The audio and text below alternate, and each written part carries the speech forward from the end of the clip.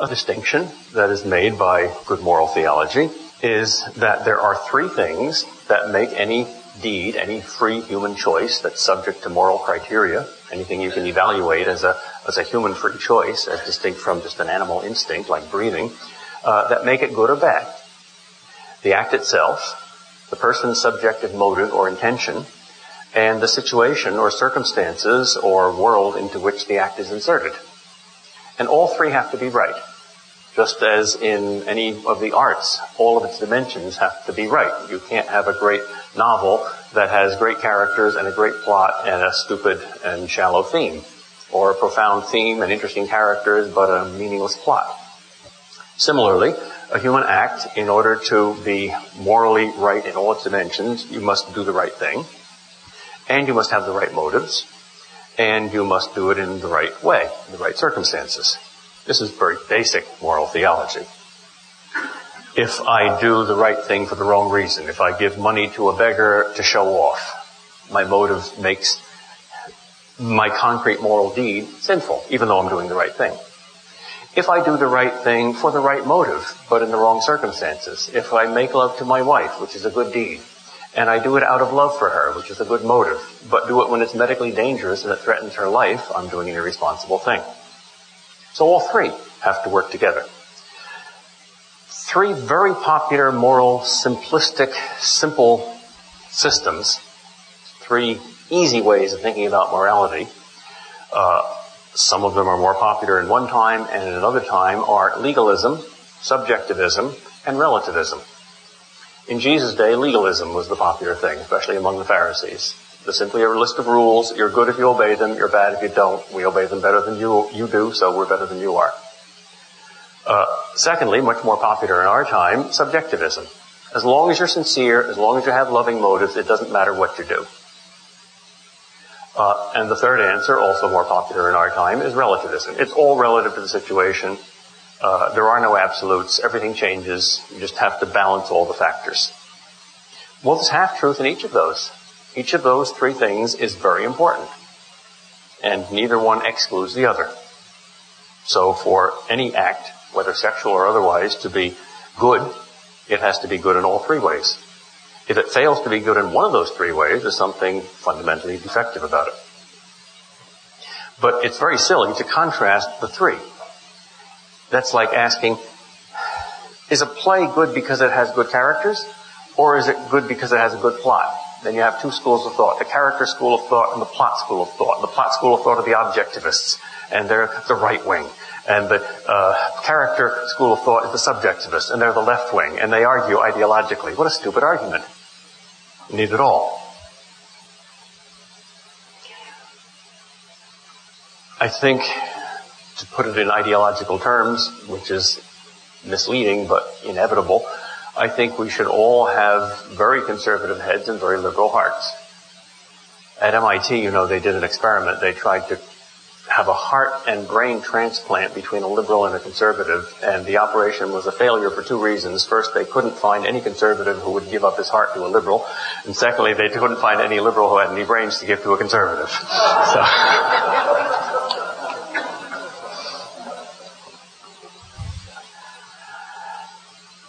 we also have to distinguish sins. There are a lot of sins. As Chesterton says, there are many angles at which you can fall, only one at which you stand upright. So the question is, if there is some sin called homosexual sin, it used to be called sodomy after the city of Sodom, how does this compare with other sins? Is it worse, better, is it special? Another important distinction is between different forms of love. Obviously, sex has to do with, or is supposed to have something to do with love. Is love a single thing? We English-speaking people are very practical and pragmatic, and we're not very good at philosophy. The Greeks were very good at philosophy, and therefore, though they had a far smaller vocabulary than English, they had more distinctions for basic philosophical terms. For instance, they had 4 words for no, they had 2 words for time, and they have at least 4 words for love. 2 of those words are eros and agape. And agape, until the New Testament, meant something vague and generic, like love in English. But once the New Testament was written, the word was deliberately used in a new, very specific sense. It's the love that Christ came into the world to show and to do, and for us to do, radically new. Eros, on the other hand, means simply desire, not just sexual desire, but any human desire for anything. Eros is hunger. Agape is, in a sense, the opposite. It's giving instead of taking. Neither of these in itself says anything about automatically good, automatically bad. But they're opposite forces, and we can make further distinctions within them. Let's say a kind of a natural charity to give, which, let's say, parents have to their children, versus a supernatural charity based on the very presence of the Holy Spirit. A natural eros, a natural desire, versus an unnatural desire. For instance, if I had an appetite to drink kerosene and eat mud, that would be an unnatural desire, unless I were a worm. Because human nature is not perfected by kerosene and mud, but it is by potatoes and wine. Most of these distinctions that I'm making are distinctions between things that are mixed together, in fact. That's why we have to make distinctions. There's no problem in making a distinction between the sky and the earth, because they're not mixed. But we have to make distinctions, like between the sin and the sinner, the act and the intention, or agape and eros, because in any one given human being, or in any one given human action, there's often a lot of stuff going on mixed together. So we have to make distinctions. And when we make moral judgments, we have to say, well, that's good, but that's bad. And that are not two distinct concrete entities, but two parts or dimensions of the same entity. That's why we have to make distinctions. All right, let's broaden our picture just a little bit and talk about sexuality in general. We are obviously sexual beings. I know, by the way, of a student, I heard of a student who was a pure philosopher. And actually, there was such a student back in the 60s. He went to some university in America, I forget which. I know somebody who knew him. And he'd got a degree in philosophy. And I asked, where is so-and-so? Oh, he's at the University of Toronto. I said, why the University of Toronto? He got a PhD in philosophy. Oh, yes, but he wanted another degree. He wanted a PhD in psychology, too. Why is that? Well, his philosophy courses led him to read Freud. And I have a letter from him. He quoted the letter. I have discovered Freud, and Freud has convinced me that sex is very important, so I think I had better get a PhD on that, too. Okay, that's what a professor does, I suppose. Freud is absolutely right in seeing sex as not just one isolable dimension of our lives, like clothing or alcohol or books, but rather something that permeates everything. Like your age. If you're a 3-year-old kid, or if you're a 73-year-old adult, you may do the same things, but everything you do is done in a different way because it's colored in some way or other by the fact that you're very young or very old or somewhere in between. So I think Freud is right when he teaches that sexuality is very important because it's what is sometimes called pansexuality has two different meanings. On the one hand, to reduce everything to that dimension is, I think, a mistake. But to see that dimension as somehow making a difference to everything that we do, however small, I think is not a mistake. I think sometimes if I died and woke up somehow reincarnated in another body, what kind of identity crisis would I have? I'm thinking, well, suppose I was Rip Van Winkle and I fell asleep for 20 years and I woke up and I was 20 years older. Well, that would be something of an identity crisis. Or if I died and I woke up and I had my racial identity changed. I was black, or I was Oriental. Well, that would be a bit confusing. But if I woke up and I found out that I was a woman, I think that would be much more confusing. I saw a book once in the 60s. It was a scatological novel called The Sexual Life of a Nun. And it was supposedly about affairs between nuns and priests and that sort of thing. But I thought to myself, that's a perfectly good title. When a nun prays, she prays. When a priest prays, he prays. It makes a difference. Why is the language of the mystics almost always sexual? Why do the mystics use sexual intercourse as a natural analogy for mystical experience? Well, partly because it's ecstatic, partly because it has this inherent profound meaning to it, but also partly because the symbolism is very obvious. In the Christian and the Jewish and the Muslim traditions, God is never pictured as a woman. Even though those three religions are probably the three most pro-woman religions in the world. They all say very clearly that the image of God is male and female. If you're a traditional Hindu, you have to wait until you're reincarnated as a male to get enlightenment. Females can't get enlightenment. And the same is true in some forms of Buddhism. There are goddesses as well as gods in almost every religion. Those that are pantheistic or monistic usually see the feminine and the masculine as co-principles in the divinity. And those that are polytheistic or pagan usually have goddesses and the gods usually inhabit the heavens, and the goddesses usually inhabit the earth. And therefore there are priestesses in these religions, if there are priests. However, in the Jewish tradition, there were no priestesses. It was the only ancient religion in the world that had no priestesses and no goddesses. Why? Did Judaism liberate women more than any other religion? Yes, it did. Not sufficiently, it's a stage at a time, but women, though they had less rights than men under ancient Judaism, had certainly more rights there than anywhere else in the world. Almost anywhere else in the world. Well, what's going on here? Well, look at something else about the ancient Jews. Their notion of God was radically different than anybody else's. Why? Well, God created the world out of nothing. There's even a word in Hebrew that doesn't exist in any other ancient language. The word is bara. And only God is ever the noun that is associated with that verb. An ancient Jew would never say, a man created something. Only God could create something. A woman can't create something. Only God creates. Well, so what? What's the connection between this unique theology of one God who could create everything out of nothing, on the one hand, and the fact that Judaism didn't have priestesses and didn't have goddesses? Well, isn't it very obvious? A man comes into a woman from without as an other. Man alone cannot procreate, neither can woman alone. It takes two to tango. So from the woman's point of view, the man is rather like God, the transcendent other. So if there's chauvinism in the Jewish tradition, it's female chauvinism. We're all women.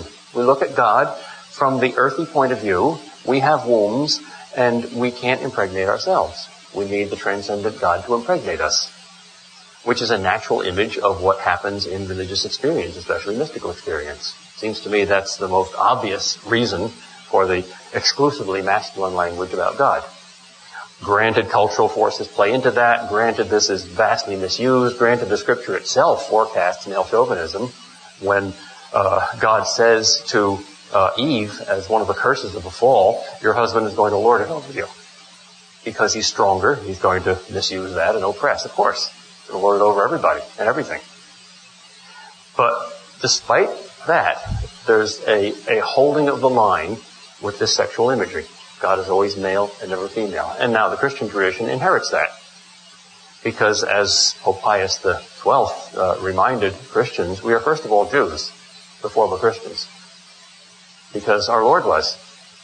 Jesus never told anybody to stop being Jews and become something else. He said, I'm the fulfillment of the law and the prophets. Almost every major Christian heresy in the history of the church detaches Jesus from his Jewish background. It's ahistorical.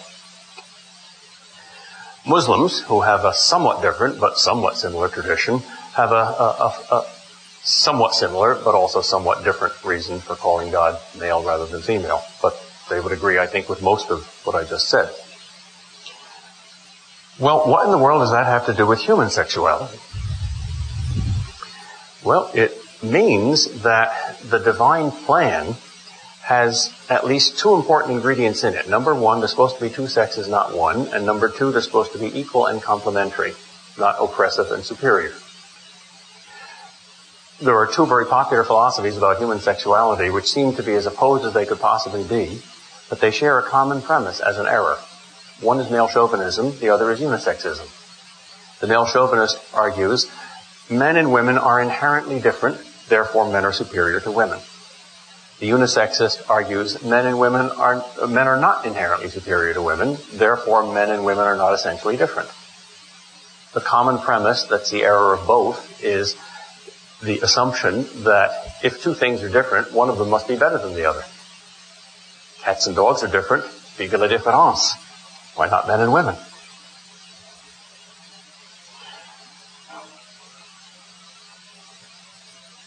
Maybe the biggest change in the so-called sexual revolution, to my mind, is philosophical rather than in terms of practice. We've always had difficulty obeying that commandment. It's rather easier to curb our appetite for too much to eat, let's say, than too much sexual pleasure, simply because the pleasure is much greater. So I don't think the sexual revolution is primarily there, though it obviously is. I think it's primarily philosophical. Our vision of the meaning of human sexuality has changed. The very word used to mean something you do. Something you are. Now it means something you do. There's an old joke back in the 40s. I'm old enough to remember this. Draft induction form. Soldier signs it. Question, sex. Meaning gender. He fills in the blank. Often, please. The ambiguity between something you are and something you do is no longer there. Most people don't laugh at that joke anymore because they see sex as simply what you do. Gender has replaced the word sex as the word that designates what you are, male or female. The word gender used to apply to words, parts of speech. Nouns, in every language except English, had either feminine or masculine gender. So, I wonder whether it's not highly insulting for us to be reduced to parts of speech with regard to whether we're male or female, and reducing sex to something you do. Furthermore, we're a very activistic, externalistic, achievement-oriented culture.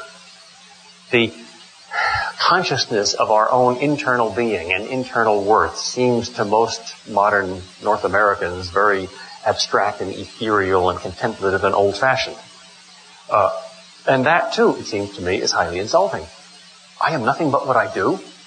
Well, suppose what I do is nothing but take tolls at a toll booth on the turnpike every day. I am a toll taker. I'm not a human being who happens to take tolls. I am a toll taker. To reduce what I am to what I do, I think is highly insulting. And I think that also applies to sexual activity. And we'll go into that more in detail later. But I want to just get these big pictures and then make a few points and then shut up. I've already talked much too long. Sex, in turn, has to be seen in a larger context. Its natural, inherent, essential design and purpose and meaning and telos. You have to see it with a third eye, the eye that looks along things or into things, not just at things. Most ancient languages have two words for looking at. I don't know Hebrew except a few words, and I know there's two different words in Hebrew that means to look at a person. One of them means to look at the person's face or appearances. The other means to look into a person's heart. When the rich young ruler came to Jesus and said, "Good master, what must I do to inherit eternal life?" And Jesus said, "You know the commandments, recite them," and he recites them, and he says, I've kept all these perfectly from my youth up. You expect that here's a hypocrite. But the word then is, Jesus looked into him and loved him. Here was a young man who had kept the law perfectly, and Jesus saw that because he looked into his heart. I believe the word is used also for the thief on the cross. When he said, "Lord, remember when you come into your kingdom." And Jesus turned to him. And I'm told the word means look into his heart and say, "Today you are with me in paradise." I think Jesus is not so much predicting his future geographical location. I think Jesus is seeing the paradise in his heart. Well, if you have that third eye and you can look into things or along them, then you ask the question, what is it good for? What is its design? What is its purpose? What is its meaning? It's not just a thing. Deconstructionism, I think, is one of the most harmful philosophies in the entire history of human thought because it deliberately denies that. It says words are only things. It says with Archibald MacLeish, a poem should not mean but be. A poem should be palpable and mute like globed fruit. Seems to me nothing could be further from the truth. Not only do words mean things, but things mean things. That gesture means something. My dog cannot understand it. I have a basset hound. He's very dumb. I try to train him to do basic things, like follow directions. Whenever I do that, he comes and sniffs my finger. Well, we've developed a kind of finger-sniffing mentality, which might be very useful in gathering scientific data, but we're more than scientists. We're poets. We want to know what words mean, and our own bodies are words. Tremendously significant. Any cell biologist will tell you there's more information in any one human cell than in all the encyclopedias and all the libraries in the world. So that's true of just one cell. The whole body is an immense information system. Well, read it. Follow it. It's a pointing finger. Once you see that epistemological point, once you make this general point about everything, quite apart from sexuality, namely that things have many layers of meaning inherent in them. Once you agree with Shakespeare when he says when he has Horatio, or rather Hamlet, say to Horatio, who didn't believe in ghosts, and then Horatio saw Hamlet's father's ghost and he doesn't know what to say, Hamlet says, Horatio, there are more things in heaven and earth than are dreamed of in your philosophies. There's a certain mentality that says that's wrong. There are fewer things in heaven and earth that are dreamed of in our philosophies. That is, objective reality is much less than you think it is. We've got to be cynical. We've got to be skeptical. We've got to develop a hermeneutic of suspicion. We've got to start where Descartes starts, with universal doubt. And we've got to believe only the things that we can prove conclusively. You can't live that way. Simply impossible. You've got to do the opposite. You've got to do what Socrates does. He meets idiots who are wrong about everything and are totally clouded in their thought. He treats them as great scholars and says, let me learn from you. Let me listen. And he listens and he tries to learn some things, and he does, even from doddering old men like Cephalus. He said, I've learned a lesson from you. Now, answer me this little question. What do you mean by justice? And he can't do that. And well, we have to do that ourselves. You start by listening. Why not treat everything, including ourselves, our own bodies, the nature of sexuality, the stone in the driveway, why not treat everything the way we should treat each other? Namely, open and listening and trying to learn something everywhere. So there's my epistemology. Look at human sexuality with that eye, and you will see many things that you don't see with any other eye. You will see, for instance, that it is sacred. That if there's anything sacred, sexuality is sacred. If the word sacred means anything, if sacred means some sort of touching or interchange between God and humanity, some sort of quasi-sexual encounter between God and us, some sort of lovemaking between God and the human soul, if you have any sort of sacramental sensibility, whatever your theology, whether you're Catholic or not, you can see sex as a sacrament. And whether you believe in the Catholic theology of the Eucharist or not, you, I assume, understand what it means. So there are, therefore, two most sacred things in this world, two doors through which God comes to create his greatest miracle. And one is the Eucharist and the other is sex. Because what comes in the Eucharist, once there was only bread and only wine, and that's only mortal, and then that's Jesus Christ, the Son of God, who has perfect humanity as well as perfect divinity. He didn't leave his human body back on earth. He took it to heaven. He's got it with him. And he has it in the Eucharist. So there is yourself in the Eucharist. You don't see it, but you didn't see his divinity when he was on earth either. And you don't see your own soul, although you know you have one. Well, that's absolutely sacred. Well, sex almost is the same thing. Because what happens, or at least what can happen, and what often does happen, when a man and a woman make love, is that God creates a new immortal soul that will outlast all the galaxies, that has infinite worth, that cannot be calculated, and is worth more than all the universes that is possible to imagine, and is destined for infinite and eternal and unimaginable ecstasy in the presence of God forever. That's why sex is sacred. And that's why you are sacred. That's the big picture. And the ultimate context of that, of course, is the meaning of human life. Sex is sacred because it procreates this thing that is such an incredible thing. Marriage is an image of this. The family is an image of this. Motherhood and fatherhood are images of this. It's wonderful how the Bible turns upside down our images. I love that passage where Paul, in one of his letters, addresses the Father, after whom all fatherhood on heaven and earth is named. We think God the Father is a metaphor. It isn't. It's literal. Our fatherhood, our biological human fatherhood, that's the metaphor. That's like when he's out in the desert in John 6. He says, I've got food. They're worried that there's no food. The disciples, has he got sandwiches or something? Then he says, my food is to do the will of my Father. They're disappointed. Oh, was that only meant? Symbolic food. He pulls them up short. He says, that's real food. That's true food. That's food indeed. What does food mean? A sandwich? No. Food is love. Food is to love the will of the Father, to do the will of the Father. In the Bible, love is not a sentiment, but a deed, something you are and do. Well, he turns things upside down. You see, we're the metaphor. He's not.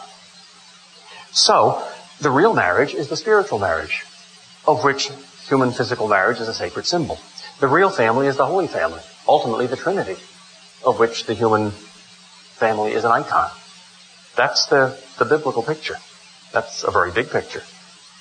Now, not all societies in history have had that holy a view of sexuality and marriage and the family, but they have all had, every single successful human society in history has had a radically different and radically more sacred view of marriage and especially the family than modern Western secular post-Christian society. The most successful societies in history, measured by longevity and inner cohesion and inner peacefulness, have all had very high views of the family. The Mosaic, the Christian, the Islamic, the Confucian, and even the ancient Roman Empire. And the traditional enemies of these societies, such as Carthage in the Punic Wars, or the Canaanites in Old Testament Hebrew history, or the Aztecs in Mexico, which were invaded by the European Christians. Cortez, I make no apologies for Cortez, he was a greedy man, but what he found there and what the Jews found there and what the Romans found in Carthage was ritual human sacrifice to apparently the same God who wanted to eat human babies. And their hearts were torn out of their living bodies and sacrificed to the altar. And or their firstborn male children were commanded to commit suicide by walking into those fires. A radical, how shall I put it, supernatural evil view of the family to be combated by a kind of a supernatural good view that you have in the Christian and Jewish and Muslim traditions, and a kind of a natural good view that you have in the secular Roman tradition. The Romans were very pro-family people. Every pro-family society that has ever existed in the history of the world has been successful. Now, that doesn't mean that that's the only possible thing that'll work. But if you're the manager of a baseball team, and every pinch hitter that's ever come up from this farm team has gotten a hit, and every single pinch hitter that's ever come up from that farm team has struck out, which one are you going to choose?